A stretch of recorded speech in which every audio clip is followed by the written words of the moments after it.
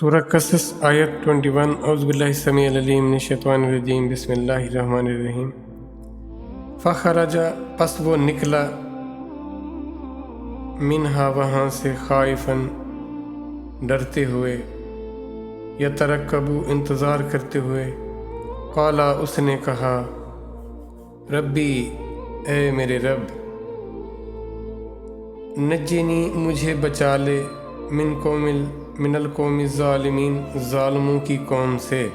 اب موسیٰ وہاں سے جب موسیٰ کو یہ خبر ملتی ہے وہ ایک شخص دوڑتا ہوا آتا ہے اور آ کر انہیں بتاتا ہے کہ آپ کے مارے جانے کا منصوبہ تیار ہو رہا ہے، آپ کو مار دیا جائے گا۔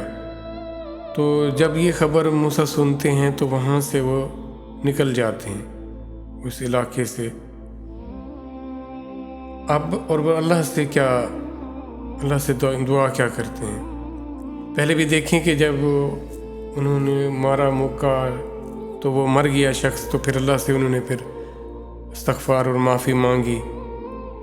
اب یہ معاملہ جب یہ خبر آتی ہے تو پھر وہ اللہ سے دوبارہ دیکھیں، اللہ سے رجوع تھا ان کا، اللہ سے رجوع تھا، اللہ سے تعلق تھا۔ اور اللہ سے کیا مانگتے ہیں؟ اللہ سے نجات مانگتے ہیں کہ یہ ظالم قوم ہے۔ اب ظالم اس سینس میں کہ وہ پوری طرح سنے گی نہیں، بس انہیں جب یہ پتہ لگ جائے گا، ایک گواہ بتا دے گا انہیں کہ اس نے موسیٰ نہیں مارا، تو کس وجہ سے کس حد تک نوبت کیا آئی، موسیٰ کس حد تک اس میں نوال تھے، وہ یہ نہیں دیکھیں گے۔ وہ ظالم ہیں، یہ ظالم نہیں تھے کہ صرف اپنی حکومت کو بچانے کے لیے انہیں جب خبر ملی تھی کہیں سے، جو کاہنوں نے نجومیوں نے بتایا تھا، تو انہوں نے کتنے بچوں کو، بے گناہ بچوں کو مار دیا تھا۔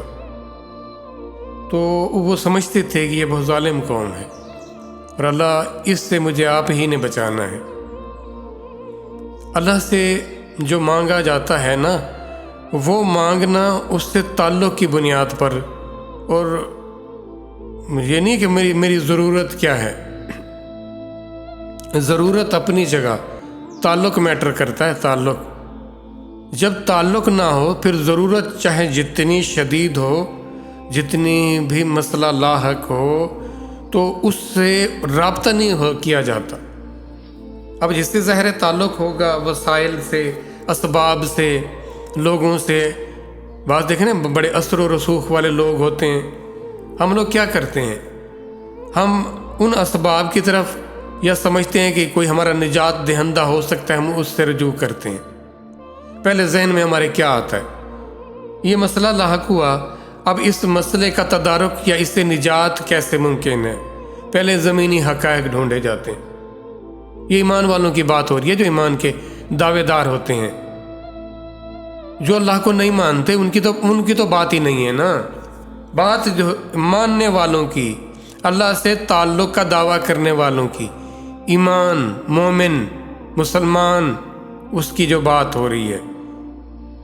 وہ کیا کرتے ہیں، ہم ہیں نا، ہم تو سمجھتے ہیں نا کہ ہمیں مسلمان بھی ہیں اور اس سے آگے بڑھ کر مومن بھی ہیں۔ ہم میں سے آپ سے کسی سے بھی کہا جائے تو ہم بالکل کہیں گے ہم ایسے ہے، یہ نہیں انکار کریں گے کہ ایسا ہے ہی نہیں۔ ہمارا کہاں جاتا ہے تعلق؟ ہم دیکھتے ہیں کہ کس اثر و رسوخ والے سے جا کے بات کی جائے، اپنا مسئلہ بیان کیا جائے اور اسے بتایا جائے کہ تم میری مدد کرو، مجھے اس مشکل سے نکالو۔ یہاں قرآن ہمیں کیا بتا رہا ہے؟ قرآن تو اللہ سے تعلق کا، اب بھیجا اسی لیے گیا تھا کہ تمہیں جو ادھر ادھر جو ہم بھاگتے پھرتے ہیں نا، جو عارضی اور غیر اہم سہاروں کو ڈھونڈتے پھرتے ہیں، جن کی اپنی کوئی بساط نہیں ہوتی، جو خود محتاج ہوتے ہیں اپنی بقا کے لیے، وہ ہمیں ہمارے مسئلے سے کیسے نکالیں گے؟ لیکن ہم یہی دیکھتے ہیں کہ اس مشکل گھڑی میں کیا میرے پاس پیسے، مال، اسباب یا کوئی اثر و رسوخ والے لوگ وہ موجود ہیں، تو پھر ہم سمجھتے ہیں ہمارا مسئلہ حل ہو گیا۔ اگر نہیں تو پھر ہم مایوس ہو گئے۔ پھر دیکھیں گے کہ اب کچھ نہیں بن پڑ رہا تو پھر چلو دعا ہی کر دیتے ہیں۔ یہاں پہلے رابطہ اللہ سے ہے، تعلق۔ بعد میں دوسرے اسباب آئیں گے، اگر آئیں گے بھی صحیح تو وہ بھی اللہ کی ذات کے حوالے سے جو اس کو سجھائی دیں گے وہ اختیار کرے گا۔ وہ جو اللہ والا ہوگا اس کا ایٹیچیوڈ کیسا ہوتا ہے، وہ مشکل کے وقت کیا کرتا ہے، وہ اپنے مالک سے، اپنے خالق سے، اپنے رب سے، اپنے الہ سے رجوع کرتا ہے۔ یہ ہمیں بتایا جا رہا ہے، لیکن ہمیں اس کی ذات پر بھروسہ نہیں ہوتا نا، تعلق جو نہیں بنا ہوتا تو پھر کیسے اس پر ہم اس سے رجوع کریں؟ اس کے لیے بھی وہ بھلا ہماری نعوذ باللہ اللہ ہماری کہاں سنتے ہیں بھلا، اس کے لیے بھی کسی بڑے سے رجوع کیا جائے، وہ جا کے ہمارا ان سے مسئلہ پیش کرے، جو رگے جاں سے قریب ذات ہے، اس کے لیے کسی اور کو ڈھونڈا جا رہا ہے جو جا کے آپ کی بات وہ پہنچائے گا۔ ایک ایسی غیر فطری سی بات ہے۔ تو ان چیزوں سے کچھ سیکھیں، اپنی پہچان کریں کہ آپ کون ہیں، آپ کو یہاں دنیا میں بھیجے جانے کا مقصد کیا ہے۔ یہاں دنیا سب کچھ نہیں ہے، جہاں ہم سب کچھ حاصل کرنا چاہتے ہیں اور اس کے لیے پھر کوئی وے آؤٹ نہیں چھوڑتے، چاہے اس وے آؤٹ کو اختیار کرتے ہمارا ایمان جاتا رہے، ہمارا اللہ سے تعلق وہ کمپرومائز ہو جائے، وہ تو دیکھنا نہیں ہوتا۔ اس ذات پہ بھروسہ کیسے آئے گا؟ تعلق بہتر ہوگا تو بات بنے گی نا۔ تو اپنے تعلق کو پھر سے نظر ثانی کر کے دیکھیں کہ میرا اللہ سے تعلق کیسا ہے، اور ایسا کمزور تعلق اگر ہے تو اس کی وجہ کیا ہے؟ کون ہے جو میرے اور اللہ کے بیچ میں حائل ہے؟